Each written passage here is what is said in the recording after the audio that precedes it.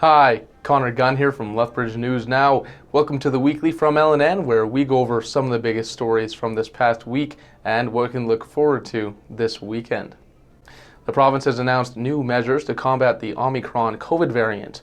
Premier Jason Kenney announced this Friday that Albertans will be able to get a free rapid test kit from participating pharmacies and AHS sites across the province. As well, effective immediately, indoor social gatherings will stay limited to 10 people, which applies to Albertans aged 18 and over, with no limits on those under 18. Threats have been forced 5 schools in Lethbridge to close this week. Lethbridge Police says undescribed threats earlier this morning prompted Winston Churchill High School to not open for the day. Then, just after noon, something similar happened at LCI, causing all staff and students to be sent home. The Holy Spirit Catholic School Division also shut down St. Francis, Ecole St. Mary, and CCH East Campus as a precaution as the LPS is investigating these events. 1,650 AHS staff are on unpaid leave due to their COVID vaccination status. Alberta Health says those could return to work if they decide to become fully vaccinated, as 97% of full and part-time workers, including physicians, have gotten their 2 shots. AHS claims that there won't be any further reductions or delays in surgeries or medical procedures as a result. A Lethbridge man who was found guilty of multiple counts, including kidnapping, will spend 8 years in prison.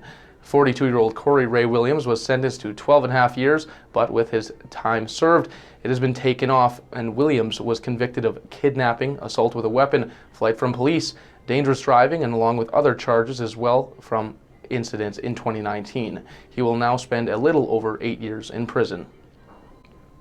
In the first of 3 trials for Sohil Bindra this week, he is denying each of the sexual assault allegations against him.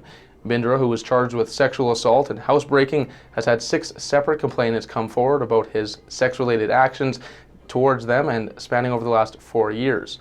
The now 35-year-old was asked over the course of the last couple days if he had ever had sex with someone without their consent, which he responded with no. In the first trial, 4 separate alleged instances happened where Bindra sexually assaulted a woman after a night out. City staff and community members are set to battle on the ice this Saturday for the Mayor's Community Hockey Challenge. Lethbridge Mayor Blaine Higgin issued a challenge to help out local food banks, and the community has responded.